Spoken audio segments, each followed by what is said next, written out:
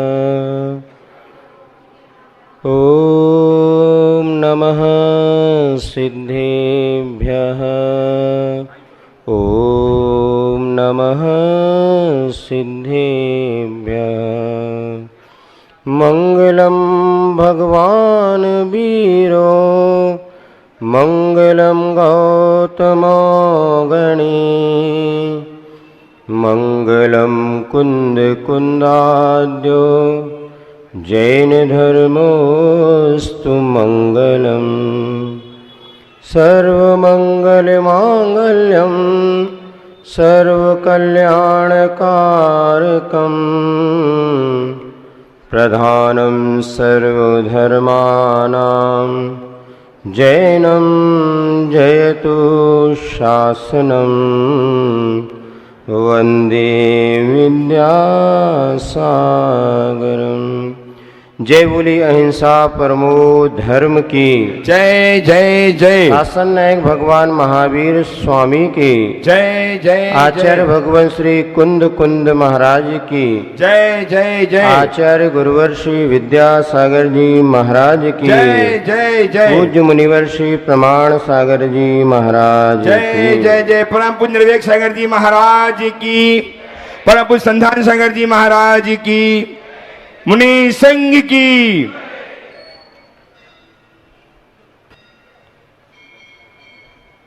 जीवन हमें मिला है और उस जीवन को जीने की कला कैसे विकसित करें कि हम वास्तविक सुख को प्राप्त कर सकें। आचार्य महाराज ने दो दोहे लिखे हैं। दोहा एक छंद होता है जिसमें 13 और 11 मात्रा होती है। स्कूल में आप लोगों ने पढ़ा होगा। बहुत सारे दोहे लिखे हैं। उसमें ये दो दोहे जो हैं हमें अपने लक्ष्य की प्राप्ति के लिए बहुत साधनभूत हैं। जीवन समझो मोल है और ना समझो तो खेल। क्या कहा? जीवन समझो मोल है और ना समझो तो खेल। खेल खेल में युग गया वही खिलाड़ी खेल। खेल सको तो खेल लो एक अनोखा खेल। आप खिलाड़ी आप ही बनो खिलौना खेल। सबसे प्रथम चरण में यह जीवन कैसा है, मूल्यवान है। जीवन समझो मोल है, ना समझो तो खेल। कितने लोग संसार में ऐसे हैं जो अपने जीवन को मूल्यवान समझ ही नहीं पाते। जीते तो हैं किंतु बस दुनिया में हम आए हैं तो जीना ही पड़ेगा, और जीवन है अगर जहर तो। कितने लोग ऐसे इसी तरह जी रहे हैं। जीवन तो मिला है जहर के समान नहीं, यह तो अमृत है। बहुत दुर्लभता से मनुष्य जीवन मिलता है। आचार्यों ने उदाहरण दिया है कितना दुर्लभ है यह मनुष्य जीवन। जैसे कि किसी ने समुद्र में हल होता है ना, किसान पहले खेती करते थे तो हल होता था, उसमें एक डंडा लगा होता था।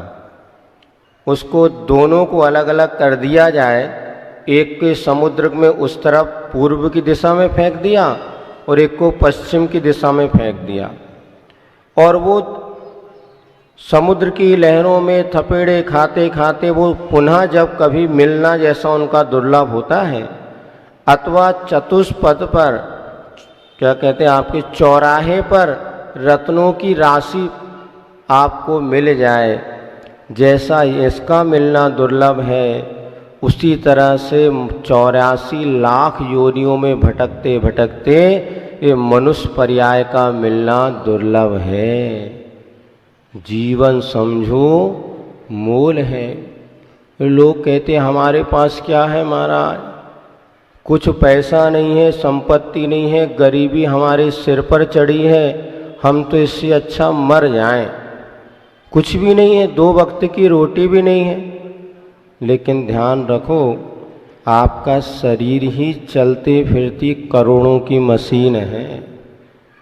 अभी एक सज्जन, उनके बेटी को पेट में आंतों में कुछ बीमारी हो गई, उस आंतों को कट करना था, अलग करना था और नई आंतें ट्रांसफ़र करना था। ये सन 2002 की बात है। उस समय अमेरिका में डॉक्टर ने कहा 22 लाख रुपए इसमें लगेगा, तब इसकी नई आंतें डल जाएंगी और ये स्वस्थ हो जाएगा। उसके बाद भी गारंटी नहीं। 2000 में जिस आंतों की कीमत डॉक्टर 22 लाख बता रहा था, आज संभवतः वो 2 करोड़ की तो हो गई होंगी। 2 करोड़ की तो आपके पेट में आते ही हैं।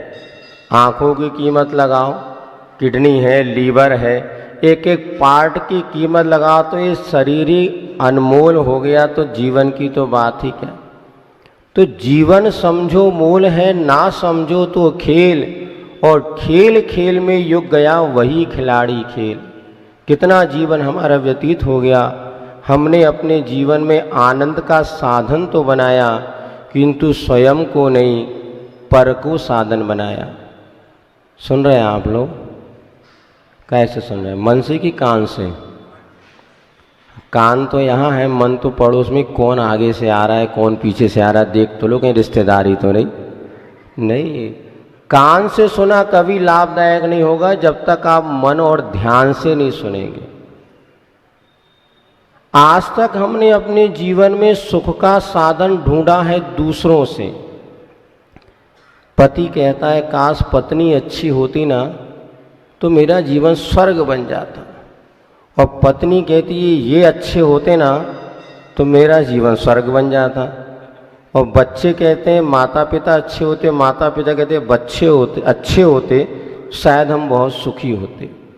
सब एक दूसरे के निमित्त से अपने आप को सुखी बनाने का प्रयास कर रहे हैं, लेकिन वास्तव में हमारे आचार्यों ने एक पक्का मंत्र दिया है, परहा परस ततो दुख।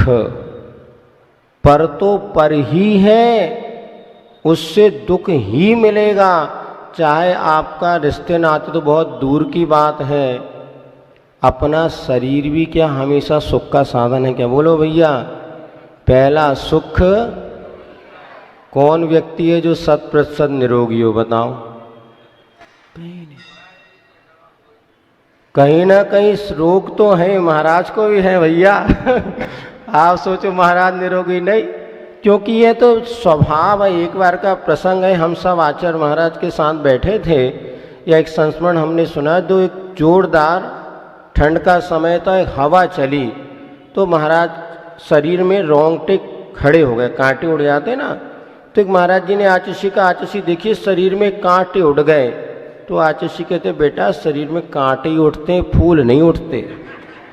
शरीर में से दुख ही मिलता है, सुख कभी नहीं मिलता। ये हमारी धारणा है कि शरीर से हमें सुख मिलेगा, और इस शरीर के संरक्षण में, शरीर को सुख प्राप्त करने के चक्कर में हम कितना जीवन निकाल देते हैं कि मंदिर में जाकर के पूजा करने के लिए 20 मिनट का समय नहीं है, स्वाध्याय करने के लिए समय नहीं है, किंतु आईने के सामने खड़े होकर के 1 घंटे चोटी संवारने का समय है। ब्यूटी पार्लर में जाके 3 घंटे बैठे बैठे वो पोत वोत देते बैठ जाओ जब तक दूसरा काम हो रहा है। पुरुष वर्गों का ही ब्यूटी पार्लर खुल गया, वो भी इसके लिए हमारे पास समय है कि आत्म कल्याण के लिए, क्योंकि हमने पर के माध्यम से ही अपने आप को सुखी बनाने का पुरुषार्थ किया है। सोचा था पर से हमें दुख में सुख मिलेगा, किंतु सुख कितना मिला आप जानते हैं।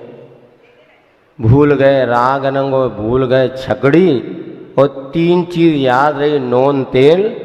कब से? जब से ब्याह भाव। शादी होने के बाद सही बताओ, हिसाब किताब लगाओ कि सुख ज़्यादा मिला कि दुख? बता दो। क्या वो कहो नहीं पड़ोसी में बैठे हुए नाराज हो जाए, यही सही। लेकिन वस्तुस्थिति देखा जाए तो पर के निमित्त से हमें जीवन में सुख मिलता भी है ना, तो सुखाभास मान्यता पर आधारित है। अन्यथा वो आचार्य कहते हैं परा परस ततो दुख, पर तो दुख ही है, दुख का कारण है। फिर क्या करें महाराज आप बताओ। तो दूसरे दोहे में आचार्य महाराज कह रहे हैं खेल सको तो खेल लो एक अनोखा खेल, आप खिलाड़ी आप ही बनो खिलौना खेल। आज तक हमने पर को सुख के लिए खिलौना बनाया, अब स्वयं खिलौना बनो, स्वयं खिलाड़ी बनो और स्वयं खेल लो। कैसे होगा महाराज? 12 भावना में आप पढ़ते हैं जन्मे मरे अकेला चेतन सुख दुख का भोगी, और किसी का क्या एक दिन यह देह जुदी होगी। मरना तो सबको है, मरना नहीं मरना? बोलो भैया, कोई अजर अमर होकर आया क्या? अब एक काम करो, कल मरने की अपेक्षा आज मरने का अभ्यास करो। मरने के बाद सुख है कि दुख? बोलो। मरने के बाद अपने को सुख मिलेगा कि दुख? रोने वाले दूसरे रोएंगे, अपन तो सुखी हो, काय का दुख? मरने में प्रतिदिन मरने का अभ्यास करो। एक भूटान देश है, वहाँ के लोग बताते बहुत स्वस्थ और बहुत सुखी रहते हैं, क्योंकि वो अनित्य भावना का हमेशा चिंतन करते हैं। अब उनकी अपेक्षा क्षणिक बाद है, सब कुछ नष्ट हो रहा है, सब कुछ नष्ट होने वाला है। तो टेंशन कब होता है, तनाव कब बढ़ता है? जब हम पर को निमित्त बनाते हैं। जब सब कुछ नष्ट होने वाला ही है तो संग्रह वृत्ति कम हो जाएगी, चिंता कम हो जाएगी। यदि आपको डॉक्टर कह दे कि 1 घंटे बाद आपका टिकट कटने वाला है तो किसकी चिंता होगी बताओ? किसी ने। भैया अपना देख लो, 1 घंटे का समय है। तो मरने का अर्थ यही है कि आप अकेला अवतरे, स्वयं को खेल खिलौना और खिलाड़ी बनाए, और अपने जीवन में पर की अपेक्षा जितनी आपके जीवन में रहेगी उतना जीवन दुखी बनेगा। पर की अपेक्षाओं से बचो। दूसरों को खिलौना बनाने की अपेक्षा हम अपने आप को कैसे खिलौना बनाएं और अपने आप को कैसे खेल खेलें कि हमारा जीवन पर की अपेक्षा से हट करके स्वयं में हम संतुष्ट रह करके अपने जीवन में इस बहुमूल्य मानव पर्याय को सार्थक कर सके। मुनि श्री उपदेश के माध्यम से हम सबको सन्मार्ग दें। इसी मंगल भाव के बोले महावीर भगवान की जय जय जय। हाँ, दोनों हाथ जोड़ लो। और शाम का तो मालूम ही है कि शंकर समाधान कहाँ होना है, जवार चोट में। जवार चोट में आप लोग सब शंकर समाधान में उपस्थित होंगे। और हम सब अभी दोनों हाथ जोड़ते हुए कि ऐसे तो इनके सिर पर कोई ताज नहीं, लेकिन इस दुनिया में ऐसा कोई प्राणी नहीं जिसके दिल पर इनका राज नहीं। ऐसे गुरुवर के चरणों में अपन सब बारंबार नमोस्तु करते हुए कि पूज्य श्री अपनी मंगलमयी अमृतमयी देशना से हम सबको निहाल करें। नमोस्तु महाराज जी, नमोस्तु महाराज जी, नमोस्तु। दोनों हाथ जोड़ ले।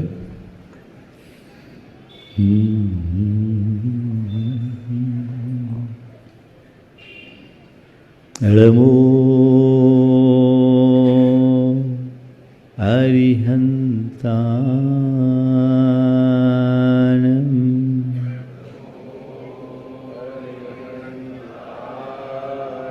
नमो सिद्धारणं नमो आयर्याणं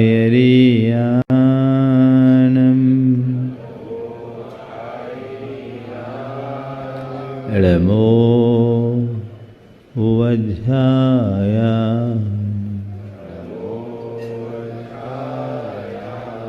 नमो लोये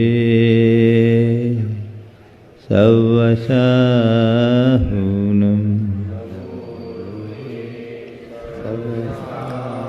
एसो पंचनमो यारो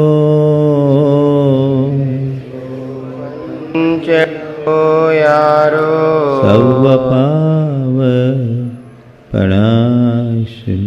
सर्वपावपणाशनु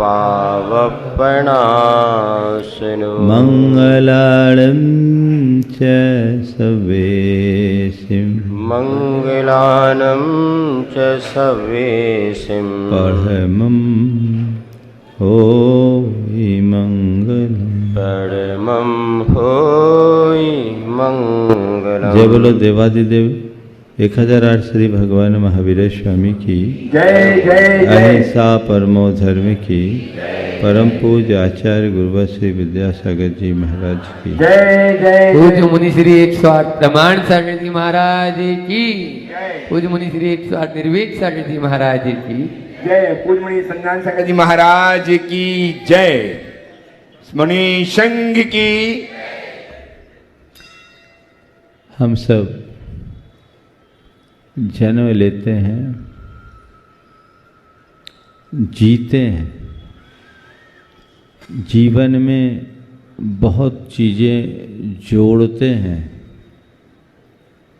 और एक दिन छोड़कर चले जाते हैं।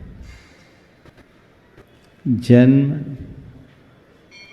जीवन, जीना, जोड़ना और जाना हमारे संपूर्ण जीवन की कुल इतनी ही कहानी है, जिसकी शुरुआत जन्म से होती है और अंत में हम सब छोड़कर चले जाते हैं।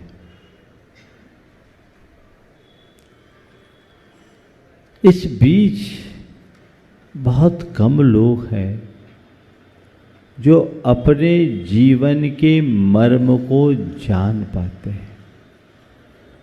कहते हमारा जन्म हुआ, हम जी रहे हैं और जोड़ रहे हैं और जा भी रहे हैं।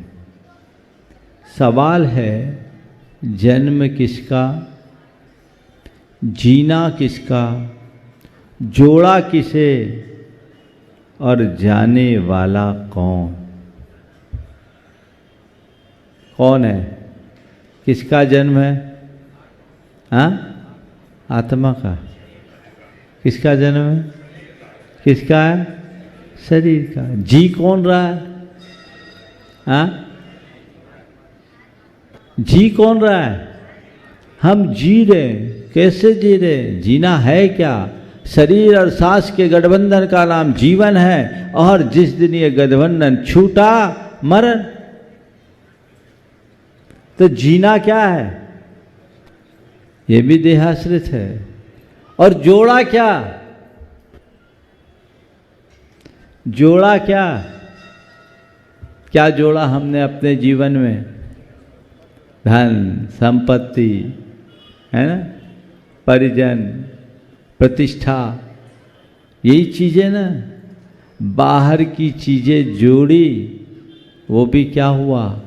पर।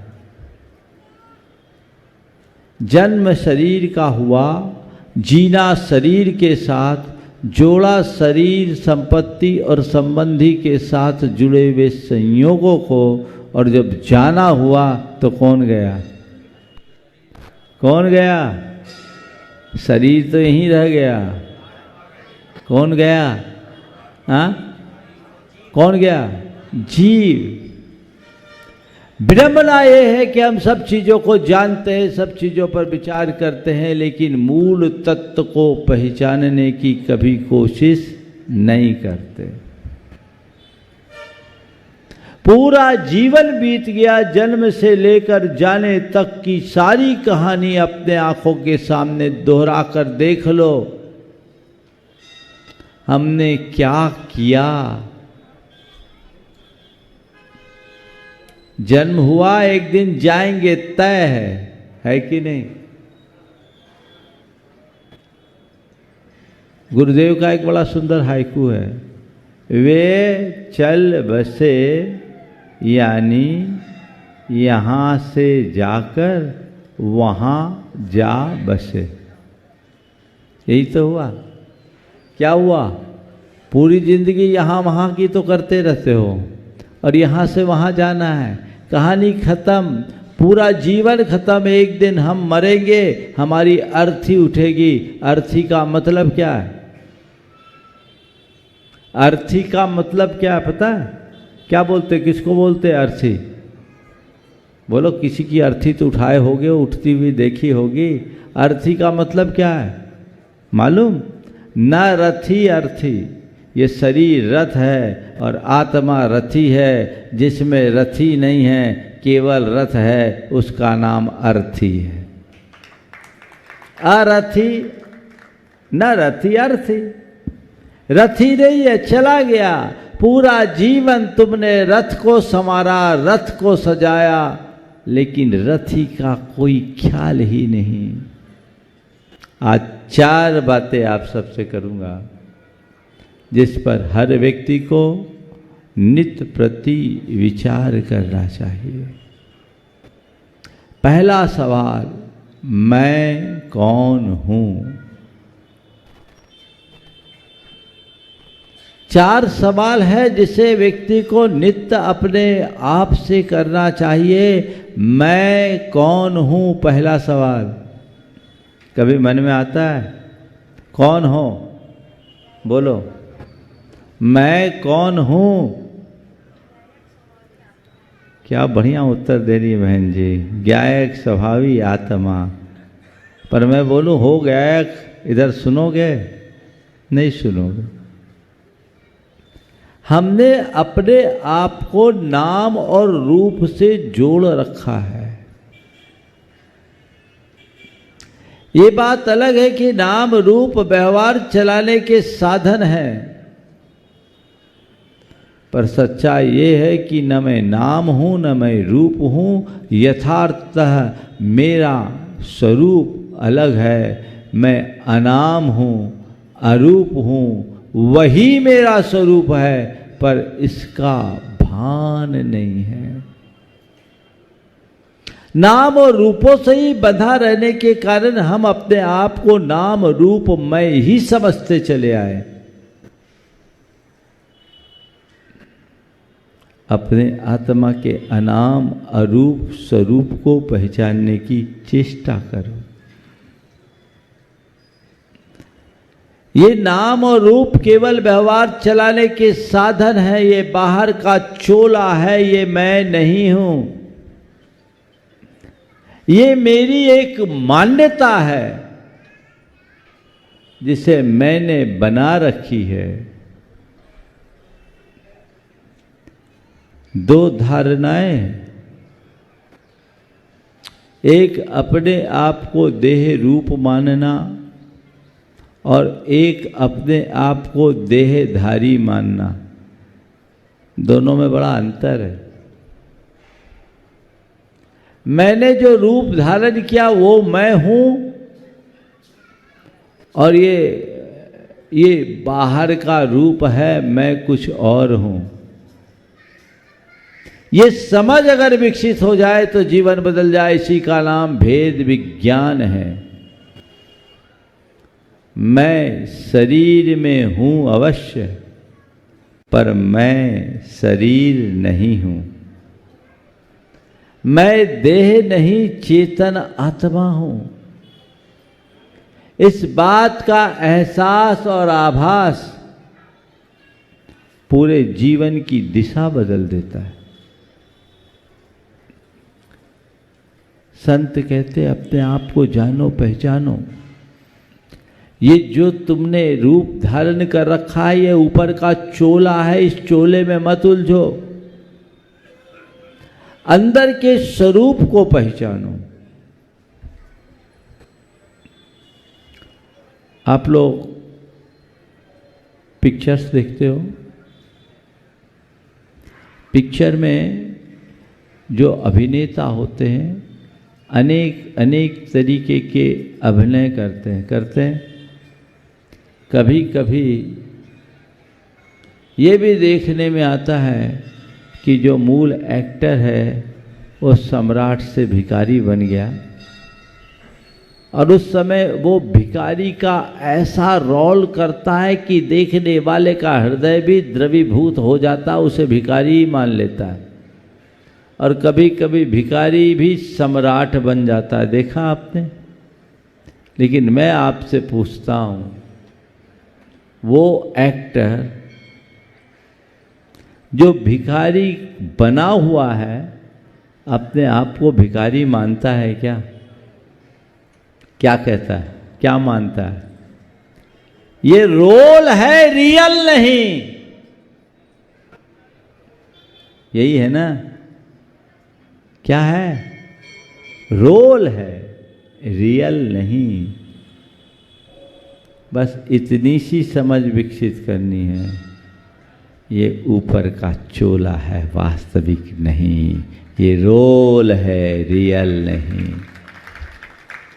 रोल निभाओ, लेकिन रोल और रियल के फर्क को सदैव याद रखो।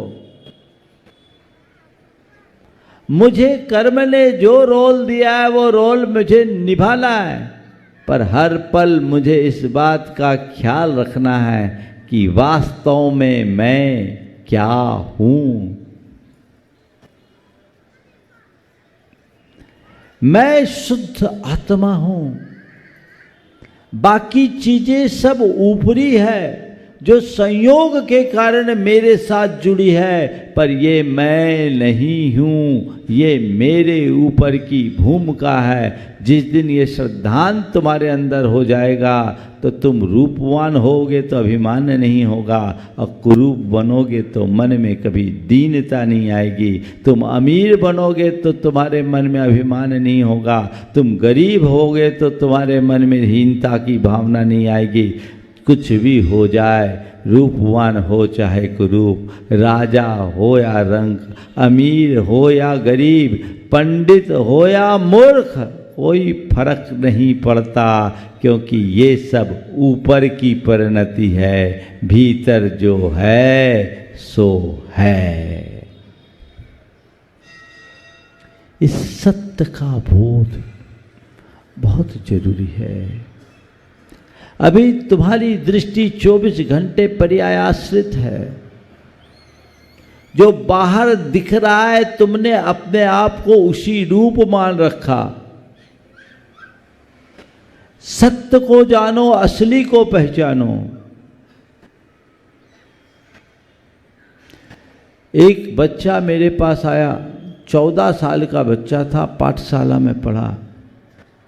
उसकी मां को व्हाइट स्पॉट हो गए और वाइट स्पॉट के कारण वो एकदम डिप्रेशन में आ गई, क्योंकि वो पहले अपने आप को बहुत खूबसूरत मानती थी, प्रकृति ने उसे खूबसूरती दी भी थी। लेकिन जब वाइट स्पॉट आ गया, चेहरे पे भी 1-2 स्पॉट आ गए, तब से लगा कि मेरा सारा सौंदर्य चला गया। वो बच्चा अपनी माँ के सामने मुझसे कहता है, महाराज मम्मी को समझाइए कि इस देह के प्रति इतना क्यों सोच रही है, हम तो आत्मा हैं, ये परिवर्तन तो शरीर में हुआ है, अंदर क्या है। चर्म के फर्क से कुछ नहीं होता, क्योंकि मर्म हमेशा शाश्वत है। मुझे बड़ा अच्छा लगा कि 14 साल का बच्चा अपनी माँ को भी प्रबोध दे रहा है। बहुत से लोग हैं जो केवल पढ़ते हैं, बिरले लोग हैं जो उसे अपने जीवन में उतारते हैं। अपनी समझ को विकसित कीजिए। मैं आपसे ये नहीं कहता कि शरीर के प्रति लापरवाह रहिए, पर इतना कहूँगा, शरीर के साथ जिए, शरीर के लिए न जिए। बस इतना ही तो अंतर है। ये रथ है और मैं रथी हूं, ये समझ अपने अंदर विकसित कर लीजिए, सारी दुविधाएं खत्म हो जाएगी। देहात्म बोध जब तक बना रहता है, हमारा चित्त छोटी छोटी बातों से विचलित हो जाता है, प्रभावित हो जाता है, और जिसे भेद विज्ञान हो जाता, वो बड़ी बड़ी बाधा को भी सहजता से झेल लेता। अपने अंदर ये भाव विकसित करना चाहिए। को हम ये सवाल अपने मन से पूछो, आखिर मैं हूं कौन? को हम, अंदर से आवाज आएगी सो हम। ये जो सवाल कर रहा है वही मैं हूं। गुरुदेव की ये पंक्तियां बड़ी सार्थक है। बाहर यह जो कुछ भी दिख रहा है वह मैं नहीं हूं और वह मेरा भी नहीं है। बाहर यह जो कुछ भी दिख रहा है वह मैं नहीं और वह मेरा भी नहीं है।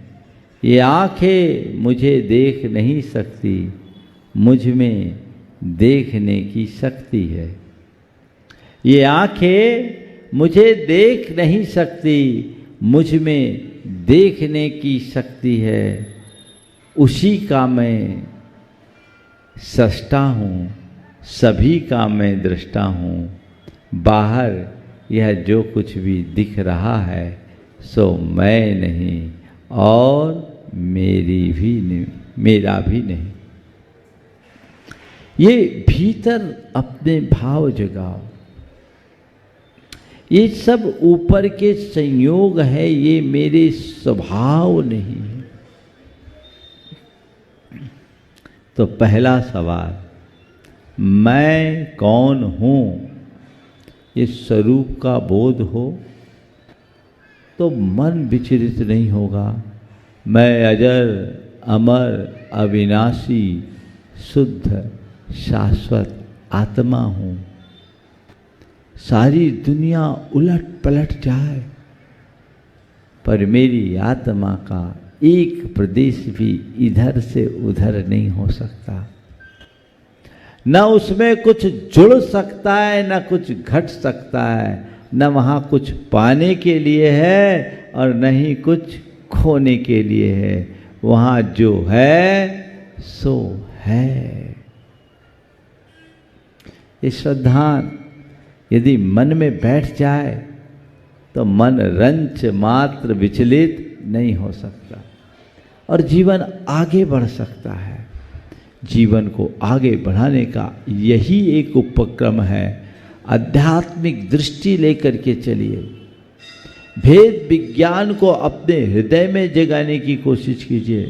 पूरा जीवन बीत गया और हमने अपने आप को नहीं जाना तो क्या जाना। मैं कौन हूँ?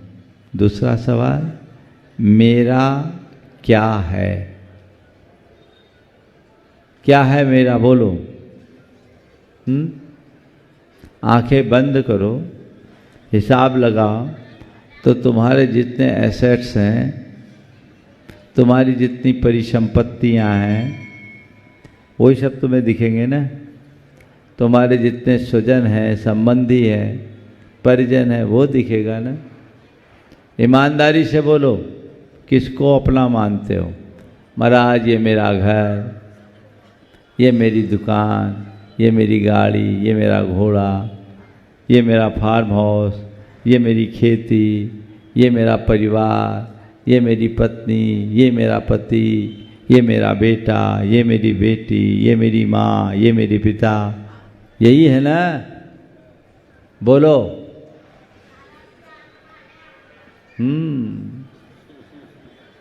सभा में तो सब यही कहते, साथ सभा में तो यही कहते को नैया, लेकिन अंतर मन में पूछो,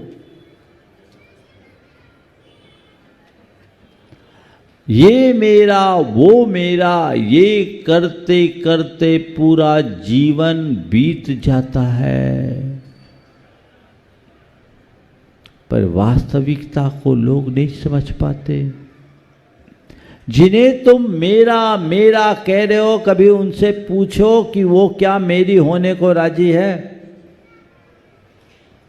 क्या है मेरा? बोलो। ये शरीर मेरा है, जो मेरा है उस पर मेरा पूर्ण अधिकार होना चाहिए। है तुम्हारे शरीर पर अधिकार? तुम कितना भी शरीर को मेंटेन करना चाहो, रखना चाहो, कोई व्यक्ति गारंटी से कह सकता है कि मेरा अपने शरीर पर पूर्ण नियंत्रण है? अगली श्वास पर भी तुम्हारा नियंत्रण नहीं, क्या मेरा? ये शरीर मेरा, बेकार की बात। ये स्वजन मेरे,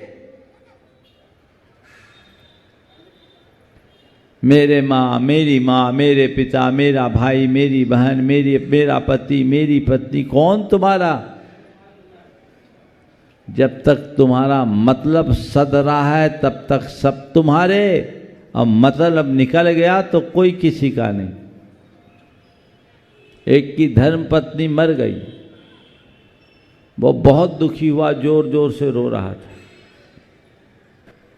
लोगों ने कहा कि भाई, आड़ोस पड़ोस के लोग आए उसको सांत्वना देने के लिए, और कहा हद हो गई भाई, साल भर पहले तुम्हारी दादी मरी तो तुम इतना नहीं रोए, 6 महीने पहले तुम्हारी माँ मरी तब भी तुम इतना नहीं रोए, आखिर तुम्हारा पत्नी से कैसा जुड़ाव कि रो रो के अधमरे हो गए? उसने कहा जुड़ाव मुड़ाव छोड़ो, दादी मरी तो मोहल्ले भर की दादियाँ आके खड़ी हो गई कि बेटा चिंता मत कर, दादी नहीं तो क्या, हम तो हैं। माँ मरी, अड़ोस पड़ोस की सारी माताएं आ गई, कही बेटा चिंता मत कर, माँ नहीं तो हम तो हैं। लेकिन पत्नी मरे 3 घंटे हो गए, एक भी नहीं आई। बोलो, आखिर सब के सब केवल और केवल अपने लिए रोने वाले हैं। ये तो हमारे मन का व्यामोह है, जिसे हम अपना मान लेते हैं, ये मेरा, ये मेरा, ये मेरा।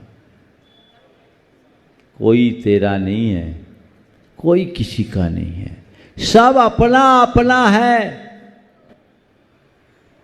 ये संपत्ति मेरी, ये घर मेरा, ये मकान मेरा, ये दुकान मेरी, ये गाड़ी घोड़ा मेरा, तेरा कुछ भी नहीं, कुछ भी नहीं। कन्हैयालाल मिश्र प्रभाकर ने एक बड़ी अच्छी बात लिखी कि वो एक अपने धनी मित्र के से मिलने गए और मित्र ने अपना बड़ा बंगला उन्हें दिखाया। बहुत बड़ा बंगला था, बड़े बाग, बड़े ठाट, सब कुछ दिखाने के बाद उसने पूछा, क्यों जी, आया पसंद मेरा घर? उन्होंने लिखा कि मैंने प्रतिक्रिया प्रकट की कि तभी मुझे लगा कि मेरे उस उत्तर पर मकान हंस रहा है और उसके हंसी में मिठास नहीं, व्यंग है। मैंने मकान से पूछा, क्यों जी तुम क्यों हंसे?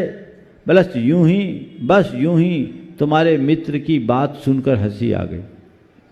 बस यूं ही तुम्हारे मित्र की बात सुनकर हंसी आ गई। बोले इसमें हंसने की क्या बात है? बोले इसमें हंसने की सिवाय और बात ही क्या है? इसमें हंसने की क्या बात है? उसने कहा इसमें हंसे की सिवा और बात ही क्या है? बोले क्या? कहता है मेरा घर, मेरा घर, मेरा घर, मेरा घर। तो फिर क्या? यही इसका बाप कहा करता था और वही उसके बाप का बाप। कहता है मेरा घर, मेरा घर, मेरा घर, मेरा घर। तो फिर क्या? यही इसका बाप कहा करता था और वही उसके बाप का बाप। दोनों न जाने कहाँ चले गए।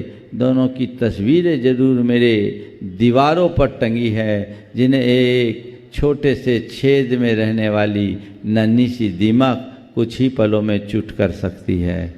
मैंने देखा मकान अब भी हंस रहा है। मैं समझता हूँ मकान क्या, दुनिया की सारी चीज़ें मनुष्य की नादानी पर हंसती है, जिन्हें मनुष्य पूरे जीवन अपना मान कर चलता है। धारणा बदलो। चीजें मेरे पास हो सकती है पर मेरी नहीं है। मेरे पास है, मेरी नहीं है। मेरे पास होने में और मेरी होने में बड़ा अंतर है।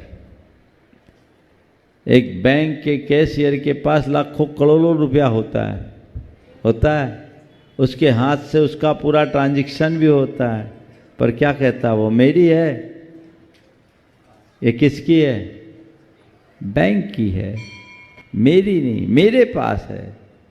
और उसके जेब में जो पैसा होता है वो मेरा है। ध्यान रखना, जिसे तुम मेरा मानोगे वो मोह बनाएगा, बढ़ाएगा, और मेरे पास मानोगे आसक्ति मिटेगी। फिर तुम उसका उपयोग करो, उपभोग करो। जब तक मेरे पास है मैं इनका सही उपयोग करूं, पर उनमें आसक्ति न रखूं, ये समझ अपने मन में विकसित कीजिए। मेरा क्या है? कुछ भी नहीं। एगो हम सासदो आदा, नाण दंसन लखनो शेषा में बाहिरा भावा, सब्बे संजोग लक्षणा। मैं एकमात्र शाश्वत शुद्ध ज्ञान दर्शन लक्षण वाला आत्मा हूं। उस आत्मा के अतिरिक्त संसार के जितने भी बाह्य पदार्थ हैं वे महज संयोग है, मेरे नहीं।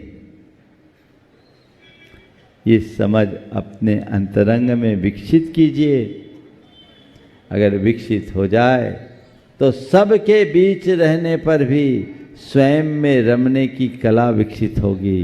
फिर तुम्हारे हृदय में न आसक्ति होगी न अभिमान, और जिसका चित्त आसक्ति और अभिमान से मुक्त होता है वह हर पल आनंद से भरा रहता है। आसक्ति और अभिमान से मुक्त होकर आनंद के रस से भरने का प्रयत्न कीजिए, जिससे जीवन का पथ प्रशस्त हो सके। तो पहला सवाल, मैं कौन हूं?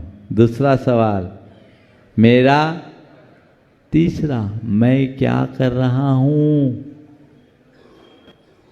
क्या कर रहे हो? बोलो, क्या कर रहे हो? गोरख धंधा और क्या? महाराज ने कहा ना, नॉन तेल लकड़ी। और क्या है? गोरख धंधा, दुनियादारी, आपा आधापी, मौज मस्ती, इसके अलावा क्या कर रहे हो? बोलो। हाँ,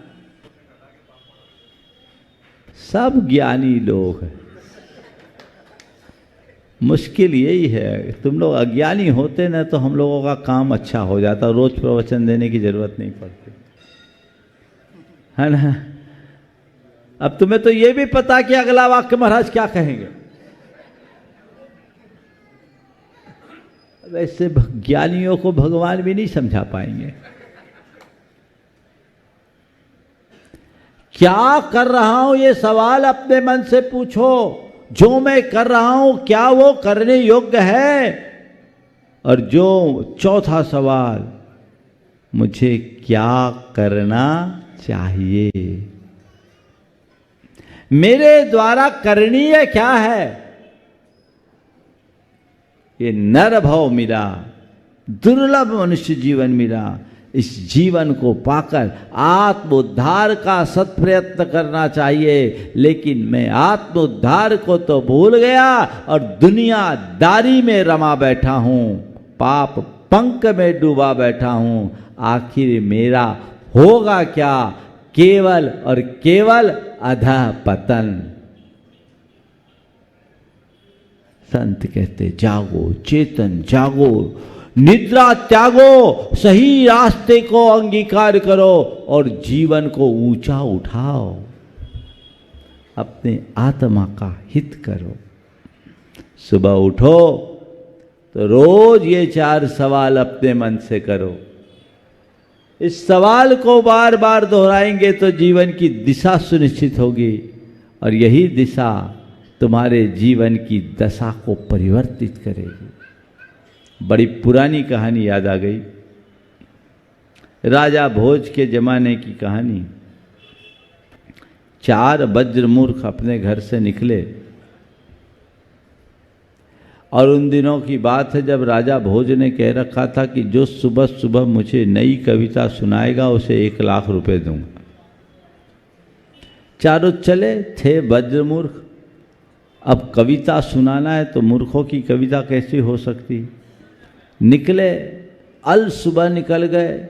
एक घर में चरखा चल रहा था, तो एक ने कहा चरर मरर चरखा चल रहा है। चरखे को देख के बोला देखो मेरी कविता बन गई, चरर मरर चरखा चल रहा है। थोड़ा आगे गए तो एक तेली के यहाँ बैल, पहले घानी चलती थी, बैलों से तेल निकलता था, उसको खली भूस खिला रहा था। तो उसने खली भूस खाते बैल को देखा तो उसने बोला तेली का बैल खली भूस खाए। पहले ने कहा चरर मरर चरखा चल रहा है, दूसरे ने कहा तेली का बैल खली भूस खाए।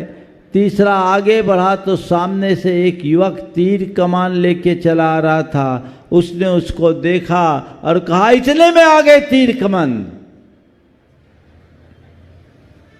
चरर मरर चरखा चल रहा है, तेली का बैल खली भूस खाए, इतने में आ गए तीर कमन। तो चौथे से कहा तू अपनी रचना बोल। बोला मैं आंसू कवि हूं, वहीं बनाऊंगा।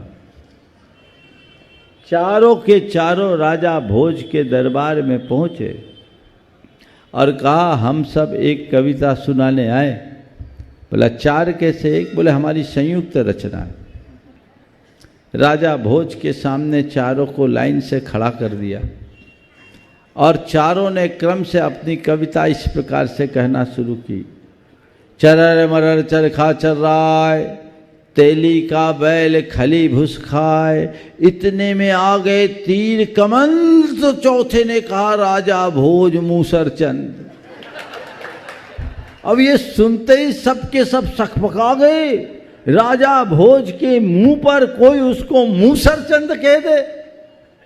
राजा भी एक पल को क्षुब्ध हुआ, पर मंत्री ने समझाया, मामला संभाला। बोले महाराज ये बड़ी ऊंची रचना है, रहस्यवादी कविता है, इसका अर्थ बहुत गहरा है। बोले क्या अर्थ है? बोले सुन लीजिए। पहले ने कहा चरर मरर चरखा चल रहा है, ये संसार का चक्र चरखे की तरह चर मर करके चल रहा है, जीवन चक्र ऐसे ही चल रहा है।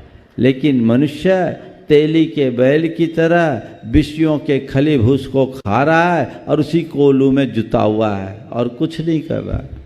इतने में आगे तीर कमान। इसी बीच काल अपना तीर कमान लेकर के आ जाता है और आदमी की कहानी पूरी हो जाती, कुछ नहीं कर पाता। बोले चौथी लाइन, बोले इसीलिए तो कह रहे कि राजा भोज कैसा मूसर चंद है कि उसकी बुद्धि सही रास्ते पे नहीं लगती। अभी भी वहीं बैठा है ना। तो राजा भोज मूसर चंद है या नहीं मुझे नहीं मालूम, लेकिन अपने भीतर के भोज राजा को देख लो वो क्या कर रहा है। मैं आपको मूसर चंद तो नहीं कहूँगा, पर मैं चाहता हूँ आप सब अक्लमंद हो जाए। हाँ, ध्यान रखना, जीवन को समझ गए तो अक्लमंद, ना समझे